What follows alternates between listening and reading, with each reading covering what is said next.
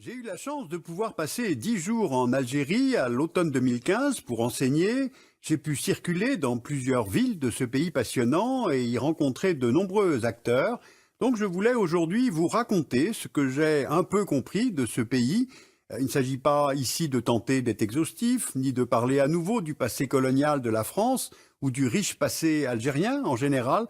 Non, il s'agit de parler du présent et de se poser quelques questions sur l'avenir de l'Algérie.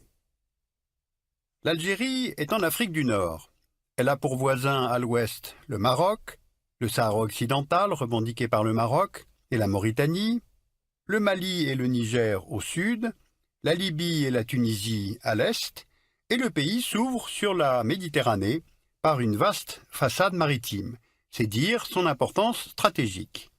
C'est le plus grand État du continent africain, avec 2 380 000 km², et le pays est divisé dans le sens nord-sud en 3 zones climatiques qui dictent la répartition des populations. Si on regarde de plus près, on a au nord un climat de type méditerranéen. Le long de la côte, les zones les mieux arrosées permettent l'agriculture sur une bande d'à peu près 100 km de large. C'est là que se trouvent les principales villes du pays: Alger, la capitale, Oran, Constantine, Annaba. Puis viennent les zones de montagne avec l'Atlas stélien, les Aurès, l'Atlas saharien. Le climat y est semi-aride ou sahélien. Ce sont des zones de relief et de steppe qui permettent l'élevage des caprins et des ovins. Puis au sud, on trouve le climat du désert, c'est le Sahara. La zone est totalement aride et couvre les 5/6 du pays. Le pays compte presque 40 millions d'habitants en 2015. Et si on regarde la carte de densité de population, on voit que la très grande majorité des Algériens, plus de 80%, vit au nord, surtout sur les côtes, dans les grandes villes, en climat moins aride.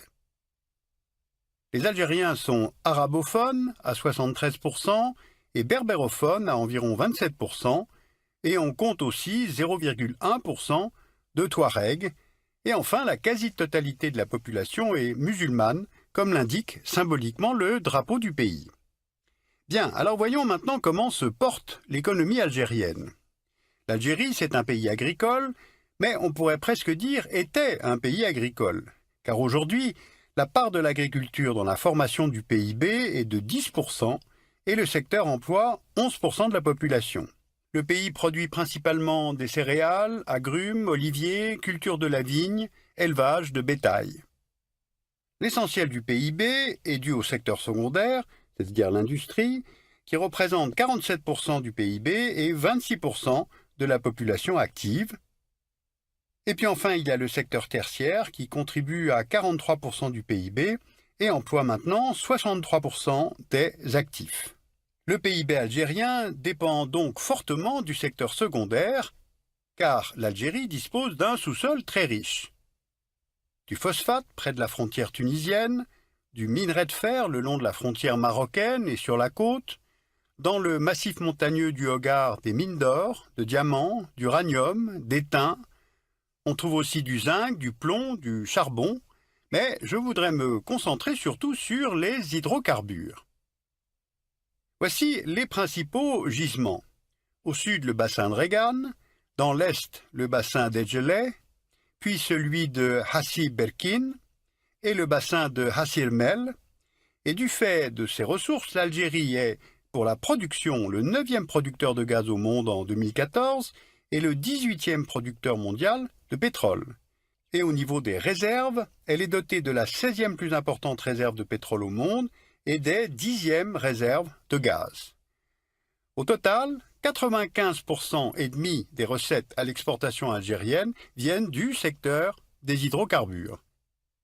L'Union européenne achète d'ailleurs 34% de la production algérienne de pétrole et 60% de la production de gaz, ce qui en fait son premier partenaire économique. Alors tous ces chiffres pour vous faire mesurer le très haut niveau de dépendance du pays à ce seul secteur. Or, la conjoncture a changé, car on observe 3 phénomènes depuis 2014. Les exportations sont en baisse suite à la réduction de la demande européenne, du fait de la stagnation économique, mais aussi du fait du ralentissement de l'économie chinoise. Résultat, les recettes d'exportation d'hydrocarbures algériennes sont passées de 32 milliards de dollars au cours des 6 premiers mois de 2014 à 18 milliards pendant la même période en 2015. Deuxième phénomène, le prix du baril est passé de 112 dollars en juin 2014 à 45 dollars en novembre 2015 et les cours ne sont pas amenés à remonter. Et enfin, les grands gisements historiques du pays sont de moins en moins productifs. Résultat, l'Algérie ne parvient pas à boucler son budget avec un baril à 45 dollars. Elle puise dans ses cagnottes, notamment le Fonds de régulation des recettes. Les réserves de change du pays qui garantissent sa solvabilité sont passées de 179 milliards de dollars en décembre 2014 à 160 milliards en juin 2015. La balance commerciale est déficitaire depuis le début de l'année 2015 car le pays importe pratiquement tout ce qu'il consomme. Alors des économistes algériens ainsi que ceux du FMI estiment que le pays peut tenir sur ses réserves pendant 3 ou 4 ans, pas plus. Dit autrement, l'Algérie a quelques petites années pour lancer des réformes de structure et orienter la diversification des investissements. Or, ces réorientations ne semblent pas du tout à l'ordre du jour. Regardez sur ce planisphère les bassins de gaz et de pétrole de roche-mer, appelés à tort gaz et pétrole de schiste, nos sources étant les données de l'EIA. On voit que les premières ressources techniquement récupérables sont en Chine, les deuxièmes en Argentine, et l'Algérie détiendrait les troisièmes réserves mondiales, soit 20 000 milliards de mètres cubes, c'est-à-dire 4 fois plus que ces réserves de gaz naturel connues dans le pays. Voici la carte des principaux bassins de roche-mer en Algérie. Eh bien, face à une telle disponibilité de ressources, le Parlement a adopté une nouvelle loi sur les hydrocarbures et le gouvernement a lancé un programme de forage dans le Sahara. Les gaz de schiste sont donc retenus comme une option qui viendrait à terme augmenter la production d'hydrocarbures et donc les recettes du pays. Sauf que cette décision a déclenché dès la fin de 2014 des manifestations d'hostilité à l'extraction du gaz de schiste. Elles se sont multipliées, notamment dans la ville d'Insalah, que l'on voit ici sur la carte. La décision de forer a été prise sans concertation avec les populations vivant sur ou à proximité des gisements. Or, il convient ici de faire maintenant plusieurs rapprochements. L'Algérie est un pays en pénurie hydrique, c'est-à-dire que l'eau disponible dans ce pays est peu abondante.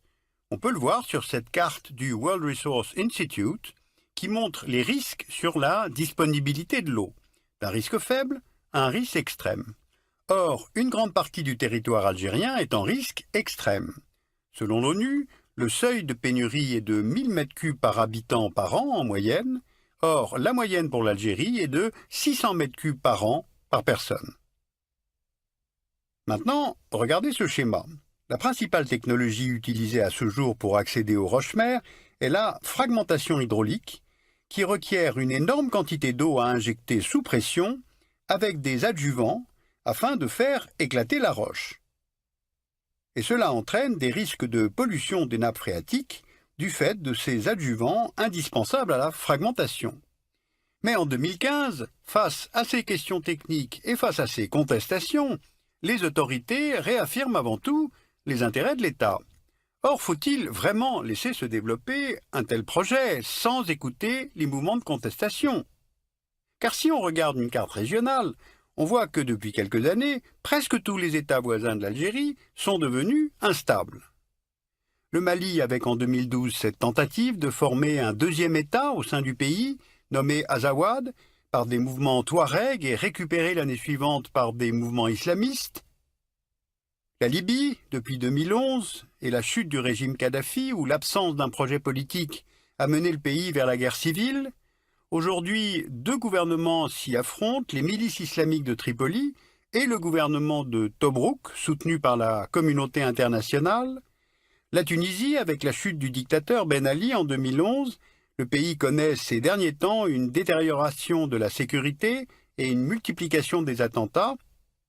Et puis enfin, n'oublions pas que l'État islamique a annoncé qu'il allait désormais s'en prendre à l'Algérie.